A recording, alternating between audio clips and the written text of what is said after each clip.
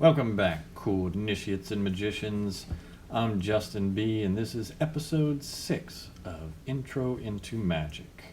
In this episode, we're going to outline the major energy centers of the body and discuss ways of working with them.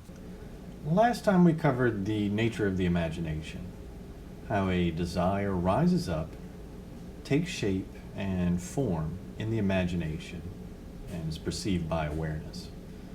This symbolic form is recognized by the sphere of sensation, and a means of satisfaction begins to take place in order to have this desire released. Now, if it's not released, it stays in the sphere of sensation as a thought form and will continue to try to find a means to manifest, to be realized. So it will continue to pull at the heartstrings or cause the thoughts to center around the release of this desire. The art of magic is in taking that symbolic form that arises with the desire inherent in it and project it out into the macrocosm in order to have the manifestation brought forth by the world at large. Or as a transmutation of that desire can also be accomplished by bending desire to the will of the magician in order to create that elixir of equilibrium. So desires that are not helpful to general life or productive, according to the magician, can be transmutated by knowing the elemental balance of that desire in symbolic form and working with it as one does with any of the other elements by transmuting it into something a little bit better and more productive and more helpful. So to better understand how either manifestation or transmutation is done, we really need a better understanding of the three major energy centers. So what are the energy centers? Of course, you have many energy centers in the body. There's probably well over 100 of them all over. You have them in the hands, the feet, around the face, the torso, all over. But we are going to be focused more on the three major pools of subtle force, condensed down, and operating like sensory organs and within the body. So the three major ones are the groin, the heart, and the famous third eye center. These have a relation, as do most of the centers, on a symbolic level with the body and with the psychology. So you can look at the groin area and what it does in the human body and relate that to the subtle force center there. It's creative, it has that life force concentrated in it like a battery there, whereas the heart is more about feeling and connecting to humanity, love, emotions. It's the center of the soul. The third eye one is in the head, so it is more related to perception and awareness. Again, these are connections that are built up over time, and these energy centers reflect the physiology and the symbolic functions within that body. So they're symbolic in the sense that they exist on a level where symbols exist as living, vibrant forces. They are a collection of qualities or a quantity of a quality. These three centers represent the principles or qualities of divine wisdom, divine love, and divine life or immortality. And they reside within you. So these divine attributes are within you right now in miniature form. So part of the process of mysticism and magic is maximizing the flow of the subtle force through these centers to make one divine. So let's dig in with the life force center. It's located about 3 finger lengths below the navel and a few inches in, about midway between the front of the body and the spine. It's the power center. It's where the creative life force is all pulled together. It's a battery of life force. It's called the Pearl of Great Price. It's a storehouse, treasure guarded by the fire-breathing dragon of Kundalini, or Nidhogg, the serpent, chewing on the roots of the tree of life in Norse mythology. It's also your animal soul.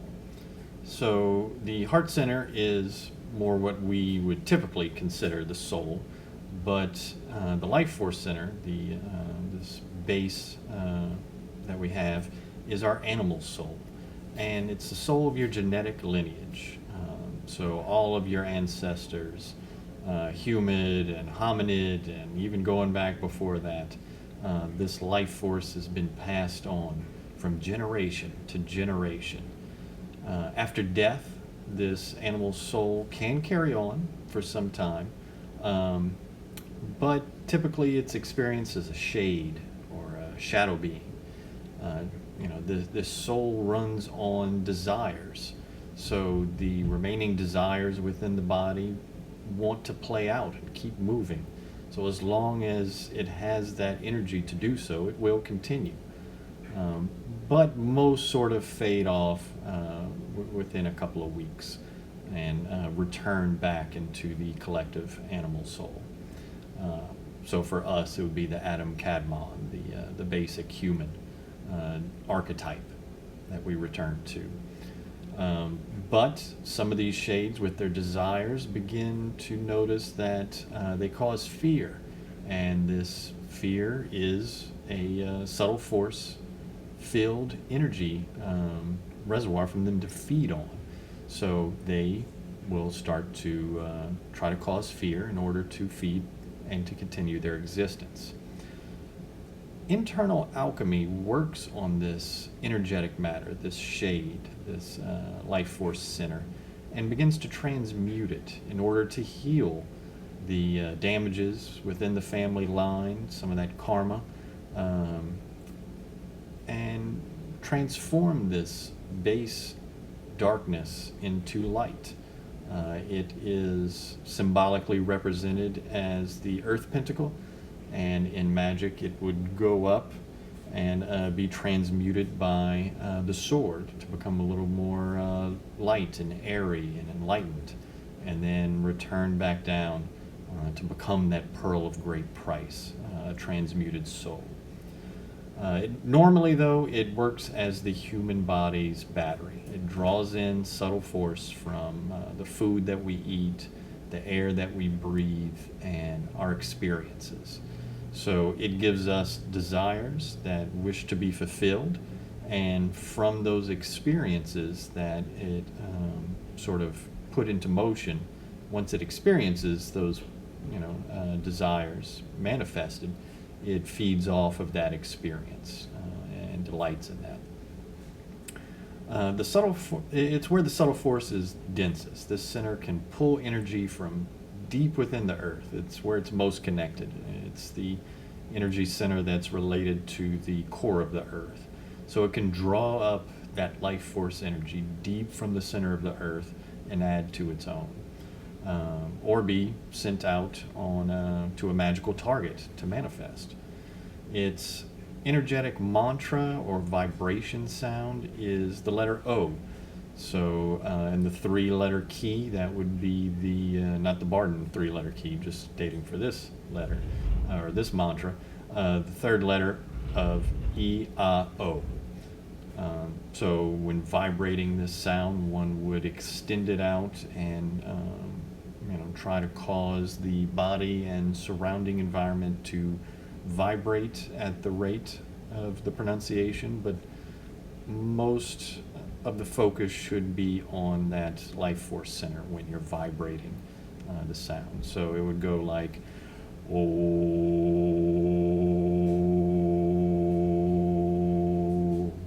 and then focus on the life force center.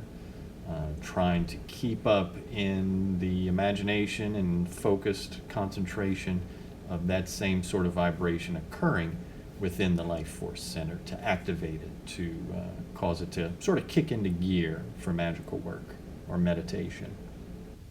So we rise up now to the heart center.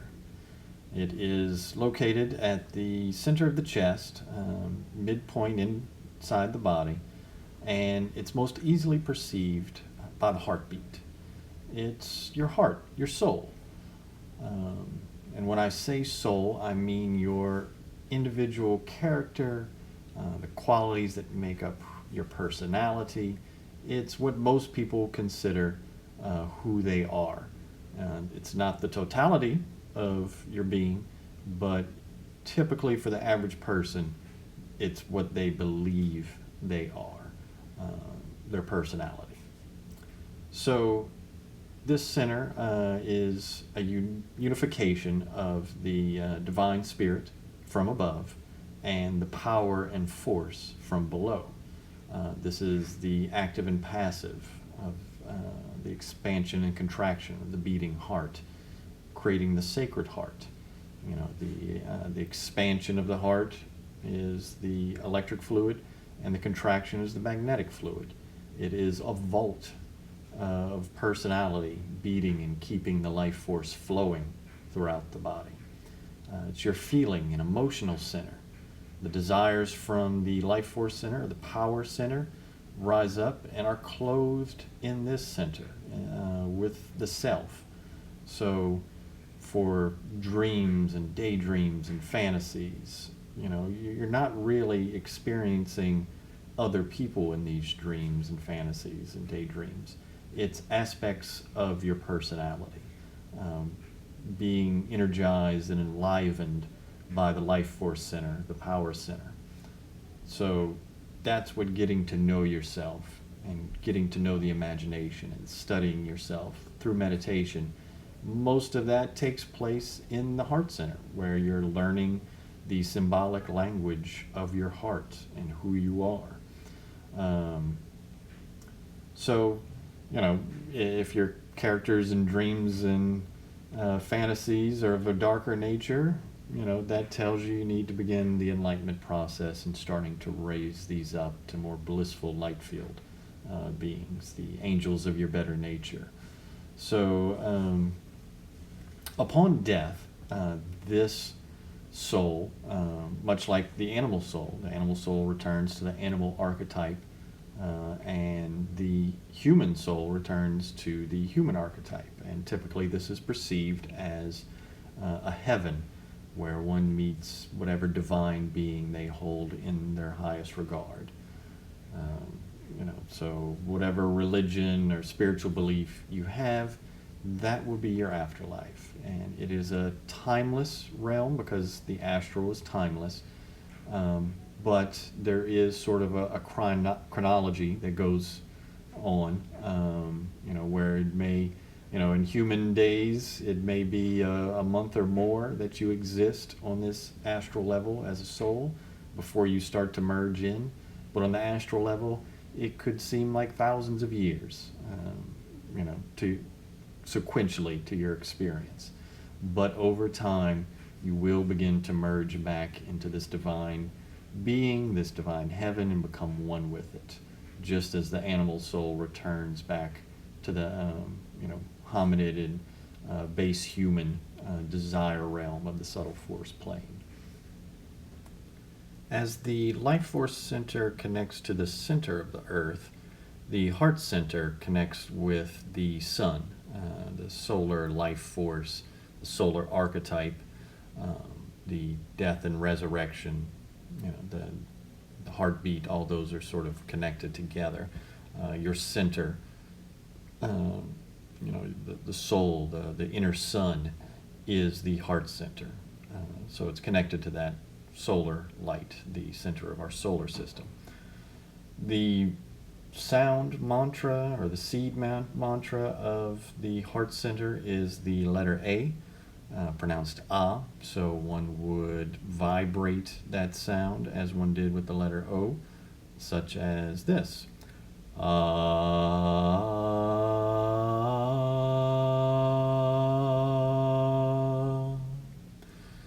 And then focus on the heart and that vibration along with the heartbeat, with a glowing, warm, golden light shining in it. We rise next to the wisdom center, located in the center of the head, or the pineal gland.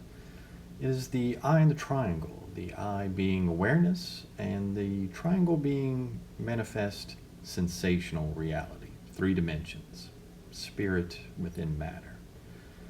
This center draws down the celestial influences of the subtle force, the stars and the heavens.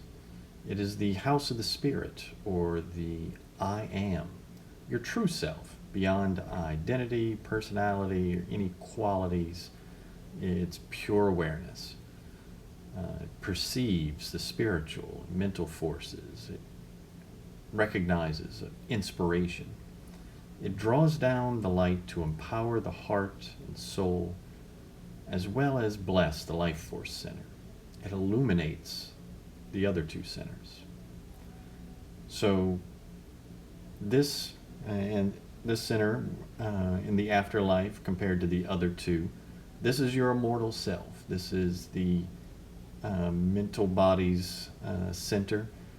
And even once the mental body is released, where all identity is completely gone, and there's only that eternal awareness that goes back into the all, the consciousness that pervades all matter, you still exist, but you've kind of grown to the point of absolute divinity at this point. And that occurs to all human beings. The animal soul returns to the animal archetype. The human soul returns to the human archetype. And this spirit, this divine awareness, remains its eternal self, being aware of all eternity.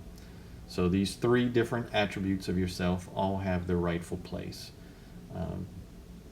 The process of the magician or mystic is sometimes to be able to master the astral and physical energies to the point where once you're purely in a mental body, and it's all that remains of you, you can rebuild an astral body at will and remain as an immortal on the astral plane. And if need be, dissolve that, return to a mental body, and keep this process going. And if the will desires it, you can then take a new life, a new reincarnation. The mantra, sacred sound for this center is the letter I, pronounced E. I know that's kind of odd, but it goes back to some older languages. So one, again, would vibrate this sound just as they did with the O and the A. And this one is vibrated as such.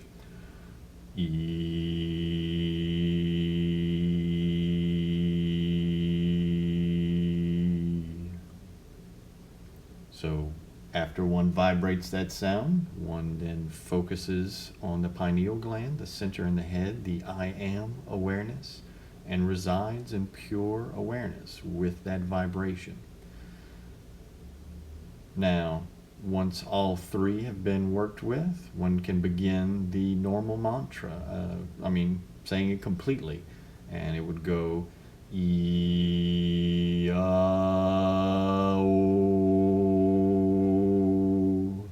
And this energizes and activates the 3 major centers to begin meditation or magical work to get you going and have a little bit of extra kick into the subtle force.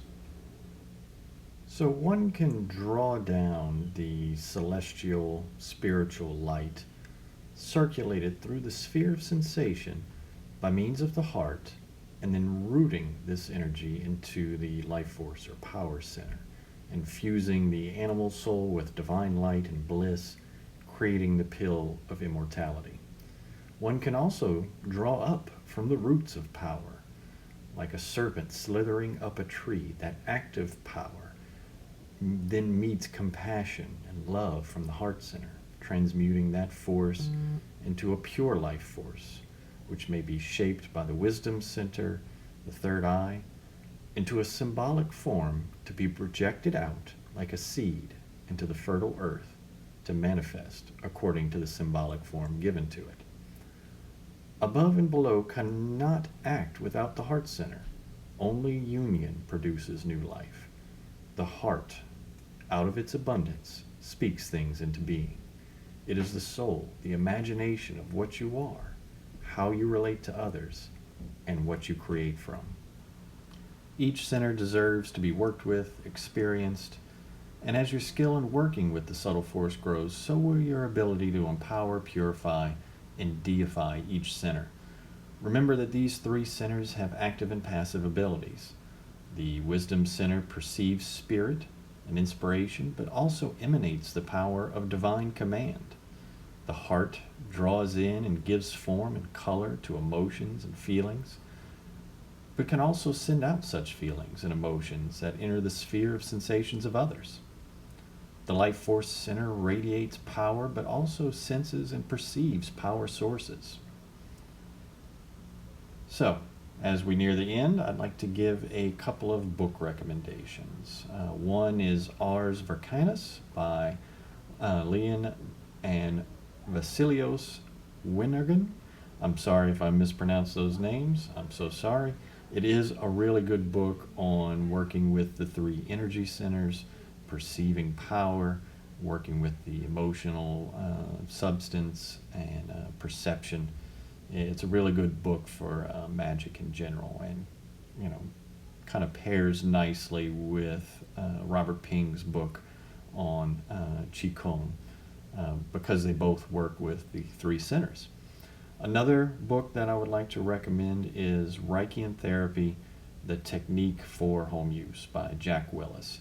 So as I mentioned in the beginning of this video, these centers are located in body locations that have symbolic sort of meaning, and that energy pulls and draws there because of that symbolic meaning. This book, Reiki and Therapy, The Technique for Home Use, is all about working with the body itself, its tensions, its hang-ups, its defense mechanisms, and releasing those through contraction and then release. Breathing and working with the muscle groups to allow a freer flow of energy, the subtle force, and to gain sort of ecstatic states. It's really impressive how blissful one can be with just some breath work and some body work. And if you're interested at all in those sorts of techniques, I definitely recommend Reiki and Therapy, The Technique for Home Use by Jack Willis. So that's it for this episode. I want to thank everybody who has left such kind comments and insights. I really appreciate everything you guys have been putting down in the comments. Can't thank you enough for watching and listening, and I really do hope these videos are helping you. And if I can believe the comments, it looks like it is. So thank you for sharing that with me. Join me next time as I will go into magical alphabets, alphabets of desire, and ritual tools. How to work with them effectively, charge them, and use them in magical ritual. So, I'm Justin B. This has been episode 6 of Intro into Magic. Until next time, good magic to you.